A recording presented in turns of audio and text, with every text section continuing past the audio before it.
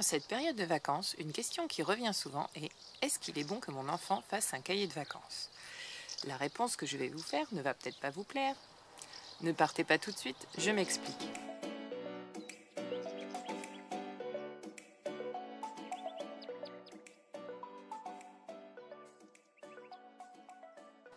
J'ai créé cette chaîne car je veux partager avec vous la joie, le plaisir des apprentissages réussis.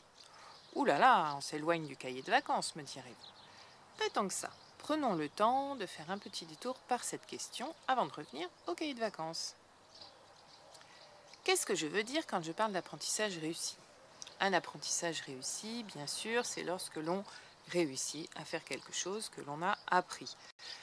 Lorsque l'on réussit à faire du vélo, lorsque l'on réussit à prendre ses tables de multiplication, lorsque l'on réussit à faire de la photo, ou pourquoi pas lorsqu'on réussit à créer une chaîne YouTube. Mais pour moi, un apprentissage réussi, avant tout, c'est lorsque l'on réussit à faire tout ça avec plaisir. Lorsque l'on monte pas à pas chaque marche de l'escalier jusqu'à être tout en haut sur la dernière marche, celle où on peut crier « Yes ! J'ai réussi !» Et si je vous la fais comme ça, c'est que c'est du vécu. J'ai une élève en classe qui, lorsqu'elle avait fini d'apprendre ce sur quoi on travaillait, s'est affalée au fond de sa chaise en criant ce fameux « Yes » de victoire. Ce sont ces petites victoires qui m'ont donné envie de créer cette chaîne et de vous faire partager tout ça. Revenons à notre cahier de vacances. Je dirais qu'il peut être utile si, et seulement si, il est source de plaisir partagé avec vous. Nous allons voir ce qui est source de plaisir avec ou sans cahier. Et ensuite, vous pourrez choisir la solution qui vous convient. Il se vend environ chaque année 4 millions de vacances. Et ça depuis les années 30, il y a donc environ 80 ans, que Magnard a créé cette spécificité bien française. Vous me direz, s'il se vend autant de cahiers de vacances, c'est donc bien qu'ils servent à quelque chose. Au risque d'être un peu provocatrice, je vais vous dire, oui, ils servent pour moi à deux choses. La première, c'est rassurer les parents, souvent très angoissés face à la scolarité de leur enfant.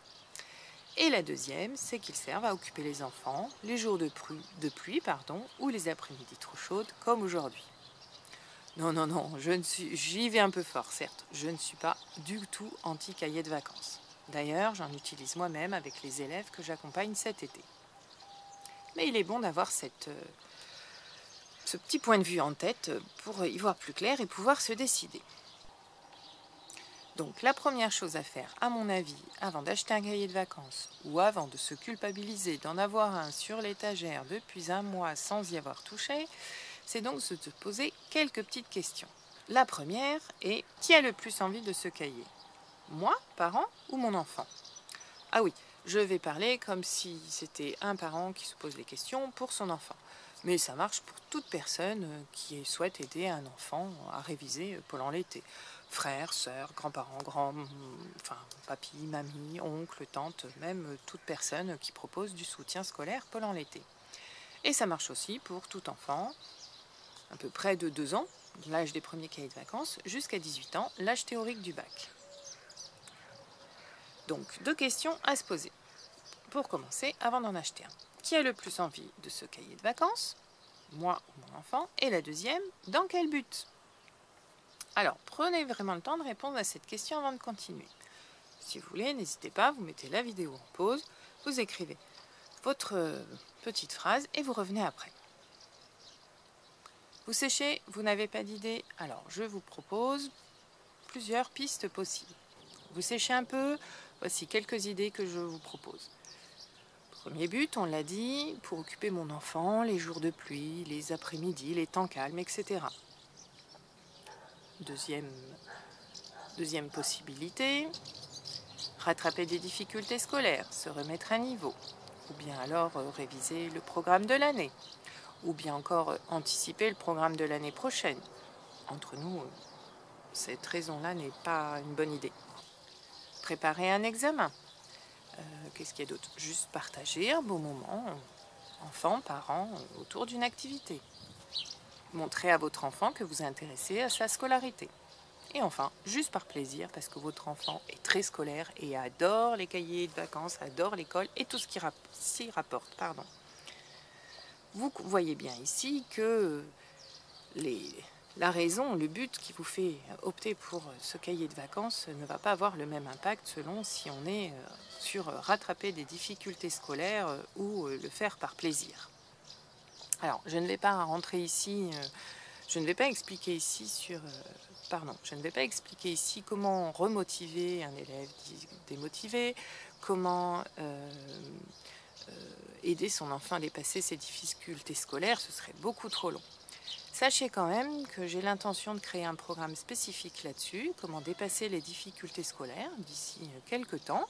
Et si ça vous intéresse, eh ben, dites-le moi, j'aurai besoin de testeurs. Je vais vous proposer un petit jeu pour que vous compreniez mieux cette idée de but et de situation, de contexte, voilà, autour du cahier de vacances. Je vais vous présenter 4 cas et à vous de me dire où se situe chacun sur où se place chaque À vous de me dire dans chaque situation où se place le curseur plaisir d'apprendre. Premier cas, Théo, 14 ans. Il autogère ses révisions et il a opté pour un cahier de vacances spécial mathématiques pour préparer le brevet. Deuxième cas, Léa, 12 ans. A eu un avertissement de travail au conseil de classe du 3e trimestre. Sa maman lui a acheté un cahier de vacances lorsqu'elle est allée en course, avec obligation de s'y mettre entre 30 à 60 minutes par jour.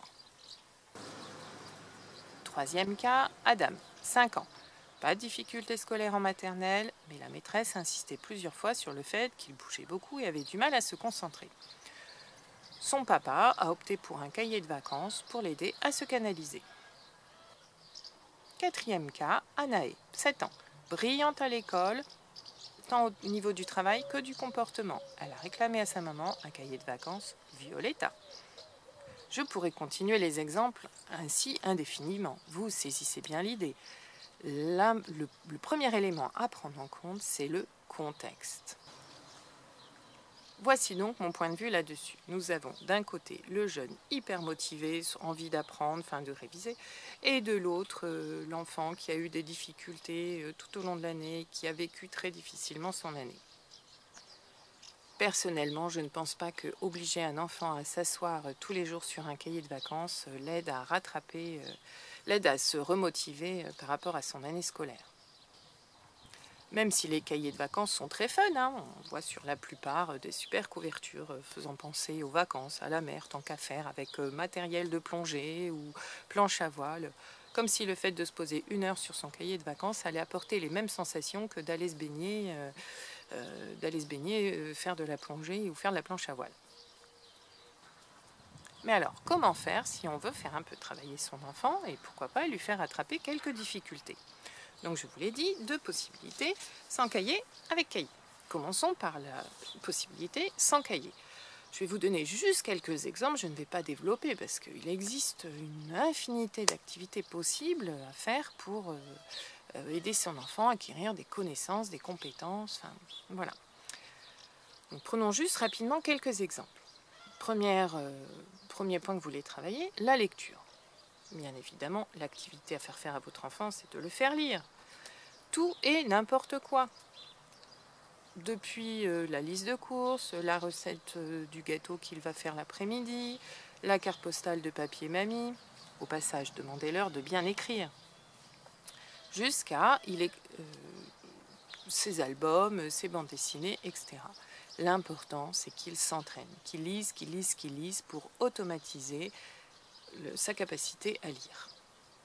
Il existe aussi pas mal de jeux pour les enfants qui sont, disons, au CP en train d'apprendre à lire. Je vous en mets un exemple. Voilà, moi j'aime bien cette série-là, les Tam Tam. Voilà pour la lecture. Maintenant, l'écriture. Là aussi, ça dépend ce que vous voulez travailler avec votre enfant. Si l'idée est d'affiner le geste parce qu'il a tendance à avoir des mouvements assez maladroits, commencez par lui faire toutes ces activités de motricité fine qui existaient beaucoup avant et qui tendent à disparaître avec la génération d'aujourd'hui. Je pense à tout ce qui est petite perle, petit pion encastré. Vous savez, il y a ces jeux, je ne sais plus comment ça s'appelle, où on enfile des petits pions sur une mosaïque et on passe le fer à repasser ensuite. Voilà, vous allez me dire, c'est très girly tout ça. Oui, Je pense aussi à tout ce qui est vis, boulons à visser, à dévisser, voilà, qui font bien travailler ces petits mouvements fins des doigts. Les gommettes aussi. Et puis les coloriages, des coloriages très fins qui vont apprendre à faire ce tout petit mouvement des doigts. Voilà. D'ailleurs, à ce propos, tout ce qui est mandala permet de travailler à la fois le geste graphique et en même temps la concentration de se poser. Maintenant, s'il s'agit de travailler les tracés, les gestes, les boucles, les ronds, etc., eh bien, profitez de l'environnement. Quoi de mieux que de tracer des grandes boucles sur le sable mouillé de la plage, voilà,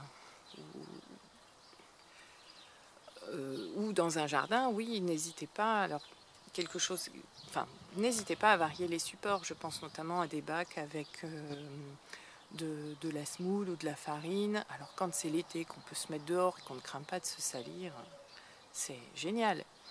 L'essentiel étant de varier les supports toujours dans l'idée de donner envie à votre enfant de faire ses tracés et de prendre plaisir. Pour les plus grands qui auraient besoin de s'entraîner à écrire, eh bien, proposez-lui de réaliser son cahier de vie des vacances. Un petit cahier dans lequel on colle des photos, des tickets des parcs et autres endroits où on a pu aller, et on écrit, on raconte ce qu'on a fait dans la journée. Voilà, l'idée, comme pour la lecture, étant de pratiquer l'écriture. Lecture, écriture, les mathématiques, le calcul. Alors là aussi, il existe une quantité de jeux qui permettent de travailler le calcul sous toutes ses formes, la connaissance des nombres, les calculs, les opérations, je veux dire, etc. Après, ce qui est génial aussi, comme pour le reste, c'est de profiter de l'environnement. N'hésitez pas à lui faire compter les galets, les coquillages sur la plage, les petites brindilles ramassées. Enfin, l'idée, voilà, on compte et on calcule. Par exemple, si je cache, voilà, j'ai 8 coquillages, si j'en cache 3, combien il en reste? Donc ça, si vous voulez, je pourrais faire une vidéo là-dessus, mais ce qui est important en mathématiques, c'est d'arriver à mentaliser, à le faire, à imaginer dans sa tête l'opération que l'on est en train de faire. Mais bon, revenons à notre sujet, je m'éloigne un petit peu. Avec ces quelques exemples, vous voyez bien qu'il existe une quantité indéfinissable de choses à faire avec son enfant si l'on n'a pas envie d'utiliser de cahiers de vacances. Et je ne vous ai pas parlé de tout ce qui est applications sur tablette, ordinateur, smartphone. Il en existe aussi des très très bonnes, mais c'est un autre sujet, je ne développerai pas ici.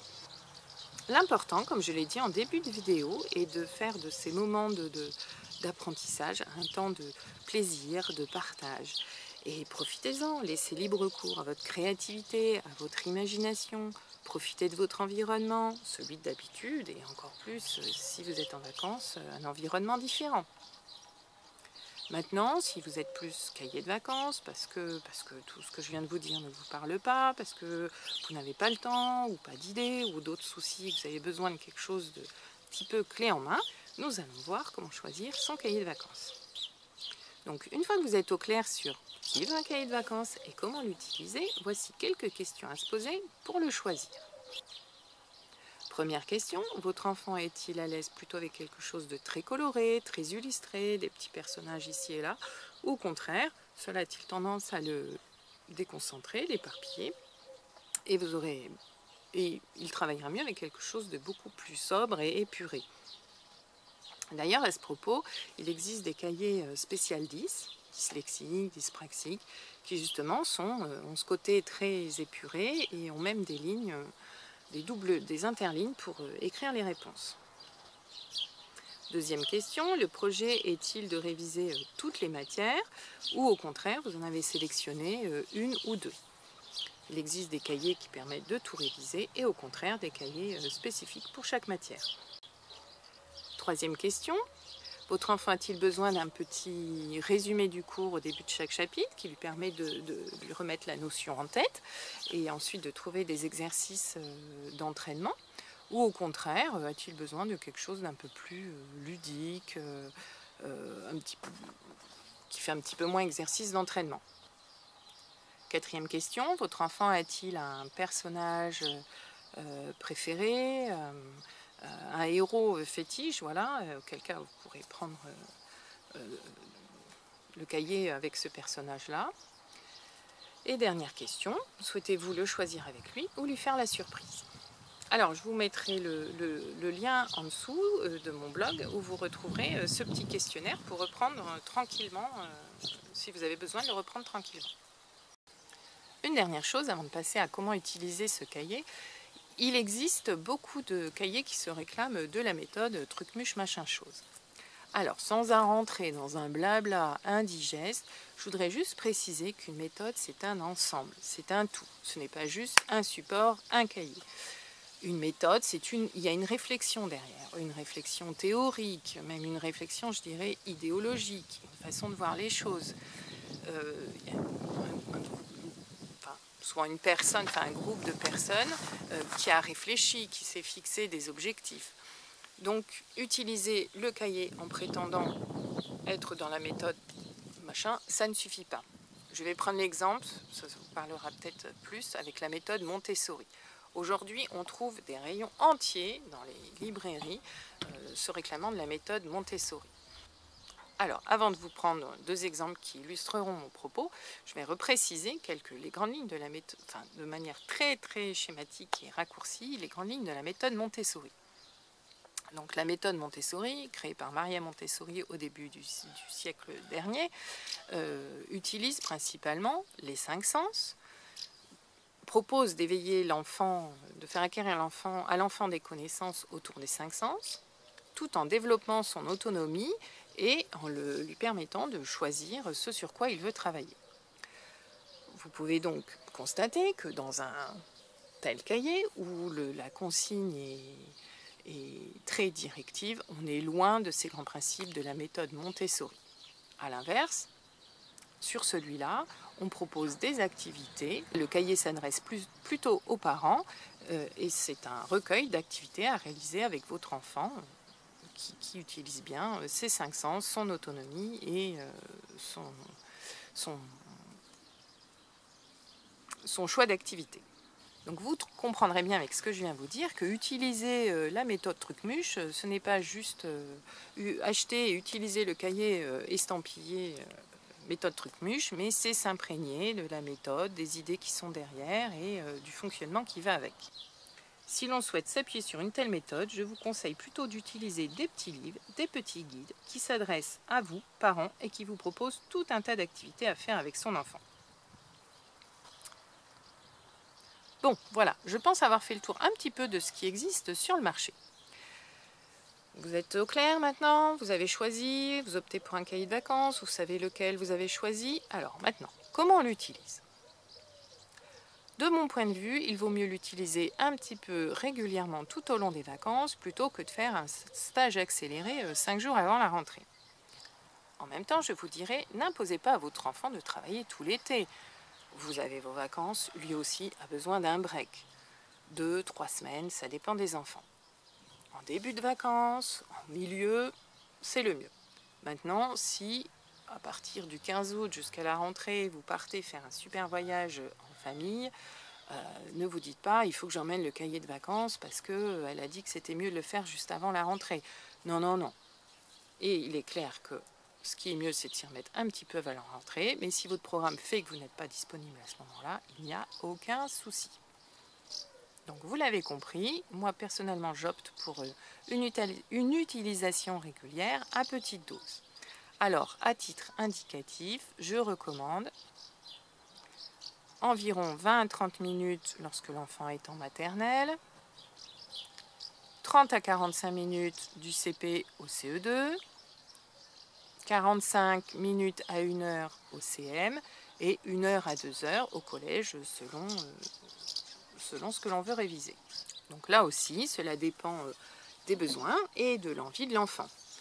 Entre celui qui a besoin de se remettre à niveau et celui qui a juste besoin de se rafraîchir un petit peu les idées, le temps passé ne sera pas le même. L'essentiel est que ce temps soit, je ne le dirai jamais assez, un temps de plaisir et de partage. Donc pour que ce soit un temps de partage, ça veut dire qu'on ne laisse pas son enfant seul avec son cahier de vacances, selon ce qu'il est en train de travailler, il va peut-être avoir besoin qu'on lui réexplique la notion, la leçon, qu'on lui réexplique la consigne de l'exercice, ou alors il peut très bien se débrouiller tout seul et juste avoir besoin que l'on soit assis à côté de lui, en train nous-mêmes de lire notre livre, faire notre grille de mots croisés, notre tricot ou toute autre activité, voilà. Mais juste d'être à côté de lui, ça peut être des fois, ça suffit des fois pour faire un temps de partage très agréable. Alors, bien évidemment, pour que ce soit un temps agréable, de plaisir, et qui ne fasse pas revivre à votre enfant toutes ces séances compliquées, ces temps douloureux qu'il a vécu tout au long de l'année, eh bien, faisons, comme je vous l'ai dit, un temps agréable. Cela veut dire que on ne disputera pas son enfant lorsqu'il ne réussit pas, et qu'au contraire, on valorisera excessivement chacune de ses réussites. Voilà, je pense qu'avec ces infos, vous avez déjà quelques billes pour choisir, cahier de vacances ou pas cahier de vacances. Ou en tout cas, si vous en avez acheté un et qu'il est posé sur l'étagère depuis un mois, de ne pas vous culpabiliser, de ne pas l'utiliser. L'important, je l'ai dit peut-être une dizaine de fois dans cette vidéo, c'est vraiment le plaisir et le partage. À partir de là, vous pouvez vraiment aider votre enfant à reprendre goût, à le remotiver à apprendre. N'hésitez pas à me dire dans les commentaires si vous souhaitez que je développe certains points que j'ai présentés rapidement ici ou d'autres choses auxquelles vous pensez. Après ces quelques clés que je viens de vous donner, je terminerai par une citation de Roosevelt. Faites ce que vous pouvez avec ce que vous avez là où vous êtes. Et je rajouterai, mais surtout faites-le avec plaisir. Avec ou sans cahier de vacances, montrez à votre enfant que vous croyez en lui et que vous avez envie de l'aider à révéler son plein potentiel. Je vous souhaite à tous un très bel été. Merci. Vous avez aimé cette vidéo? Alors vous pouvez faire 4 choses. La liker, le petit pouce juste en dessous, vous abonner à ma chaîne, Cap Réussir, Cap avec un K comme Karine, écrire un commentaire et la partager. Vous pouvez aussi rejoindre le groupe Facebook et visiter le blog du même nom, Cap Réussir. Toutes les infos sont dans le descriptif juste en dessous. À bientôt, merci, au revoir.